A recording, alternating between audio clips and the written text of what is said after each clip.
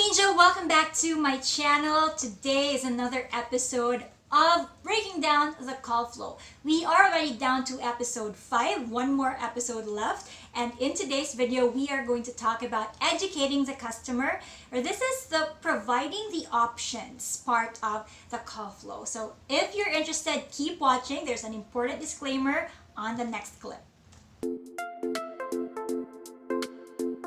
The call flow that I'm going to break down is the most common one, which is also what I've used when I was still working in a call center. In this note, please keep in mind that your account or company may have a similar call flow or an entirely different one. But usually the basics are the same for almost all call centers. If you're new here, my name is Rhea, and on this channel, we're all about real stories, career, call center lifestyle, and tips so that you can begin, enjoy, and survive. So if you like that content, be part of the Ninja Squad and our little community by subscribing. Just click the red subscribe button below. This part or step of the call flow might not be part of your call flow in your account, but this was a part of my call flow previously, so I'm just including it just in case there's also something like this in your account. And that is providing solutions, options, alternatives, or educating the customer so that he or she will be able to avoid the same mistakes in the future. So isn't it nice to actually include this part in your call flow? If it's not included, then of course feel free to skip it. But if you are allowed to do this, then go ahead and do so. So just say, for example, you are looking for a pair of shoes in a department store, right? And then you're size 7. Then the only pair that you can see on the shoe racks were sizes 5 and 6, but you're a size 7, right? And then the sales lady did not even bother to help you get your size. Obviously, you will be disappointed and upset because you were not even offered any solution at all. You were not educated of other solutions. The sales lady could have offered another style or a similar style of shoes, or maybe could have bothered checking if there's even a size 7 of that same pair that you were looking for. So the point is that when you are a customer, you would want to have options as well. You'd want to be educated as to what other things you need to do so that you will be able to get the most out of your account in a particular company, or get the most out of the services of the particular company. So that's when the education part comes in.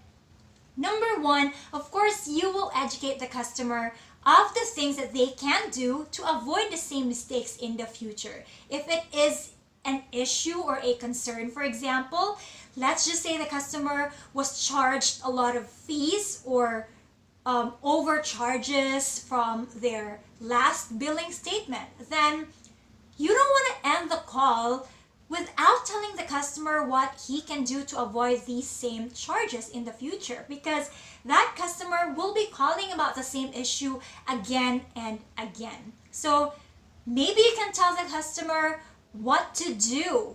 For example, deposit before the cutoff time to avoid fees. Or for example, educate the customer what is his billing statement. Maybe he forgot. Or for example, educate the customer where he needs to make the payment to avoid the same charges, because maybe this particular payment center has a processing fee and this other payment center does not have a fee. So it's different. You can give options and tell the customer what time is the best time to make a payment to avoid the same fees in the future. But when you offer those solutions, say them nicely. Don't just tell the customer that next time, sir, you have to pay at this payment center so that you won't be charged, right? So don't say it like that. Just say it nicely. You can tell the customer, Mr. Smith, as I have seen, the account was charged with several fees the past few weeks. To avoid these charges, you can also actually opt to pay at this payment center at this time so that you will not be charged anymore the next time, or something to that effect. Number two, when you are offering a solution or an alternative to your customer, make sure that it's also tailor fit to what the customer needs. So for example, the customer has already been charged of several fees, and then you will offer a transaction limit increase or a credit limit increase. But you already know that the customer is being charged of so many fees and is having a hard time paying the bill. So why will you offer an increase in limit or transaction? It's not fit to what the customer needs at the moment, right? So perhaps you can offer the customer to enroll in free online alerts or text messages so that the customer will be alerted the next time he or she makes a purchase that's already beyond the limit or the budget that he set for the day or for the week. You know, those things that can help the customer monitor the account. For example, if the customer is calling to book a hotel and he said that he is traveling solo, and then you are offering a solution such as a twin room or a balcony room, a double room, when in fact the customer just told you that he will be traveling solo and he is traveling on a budget. So when you're offering a double room or a twin room that is already out of the budget of the customer, it does not really fit with what the customer needs at the moment. So of course, you have to look for the cheapest hotel room for that solo traveler because that is what the customer needs at the moment. See what I mean? It has to be tailor fit to the customer's needs. Number three, if it's just an inquiry, for example, the customer just wants to know if the booking really went through, if the reservation really went through. The customer just wants to know how much money he has in the account or maybe the transactions. You can educate the customer as to the other channels or platforms that he or she can get those pieces of information. Don't worry, you will not lose your job because these things are, just one way for your customer to experience convenience at its finest. Like the customer doesn't have to call to get the information or whatever it is that he needs when he can in fact get that information online. Maybe online, maybe through mobile banking, maybe through the automated system, right? If the customer really needs to resolve a complicated issue, then definitely that customer will call you and speak with a live representative. So don't worry, you will not lose your job just by educating the customer of other channels or platforms. Number four, when you're educating the customer and you want to upsell or offer another product or another item, try to sell or offer the benefit of the product and not the actual item itself.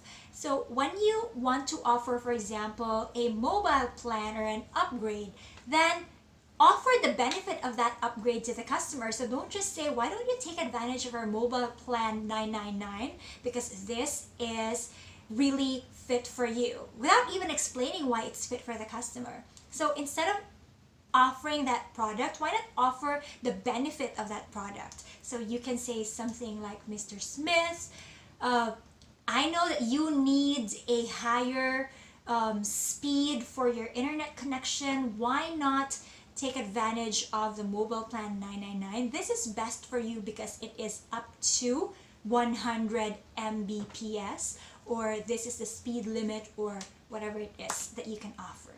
When the customer sees the benefit of the product and the customer does not feel that you're actually selling, that customer will most likely buy or purchase it.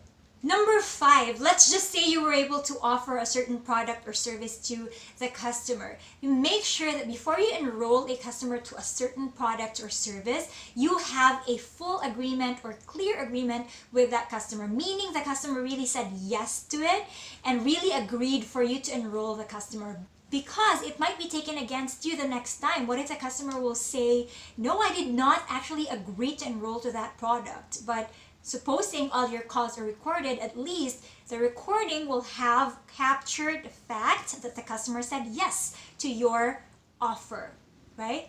And also make sure that you provide full disclosures. For sure, this will already be included in your training. But just a reminder, disclosures are important because that's how you know that the customer really understood what the offer is about. A lot of customers will just have a service and they won't be able to make the most out of it because they don't know how it works at all. So if you need to provide all the disclosures, the fees, how it works, how much the customer will pay per month, if it's installment or whatnot, then go ahead and disclose all of those things. And another thing, avoid absolute statements or guarantees if they are not even applicable.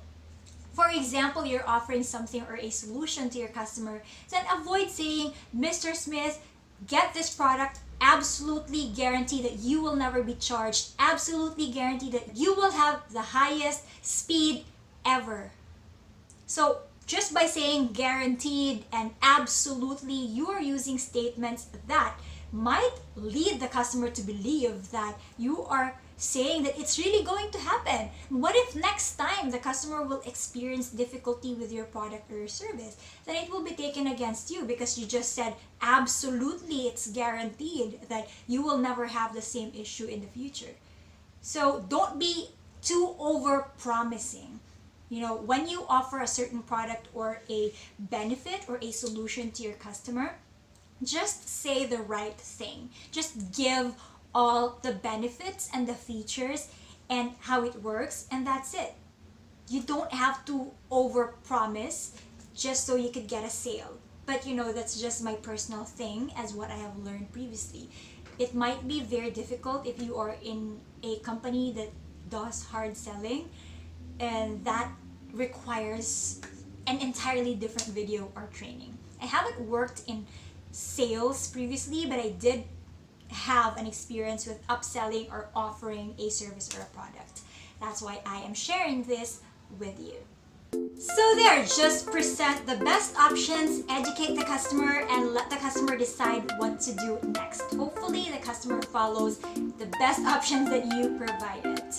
And that's about it for this video, for this episode. Thank you so much for watching and for listening. Hope you've learned something. If you've learned anything at all, comment down below. If you like this content, like, subscribe if you haven't yet. And next video is the last episode of breaking down the call flow. It's going to be the closing part of the call. So I hope you still tune in. See you on my next video. Take care and bye-bye.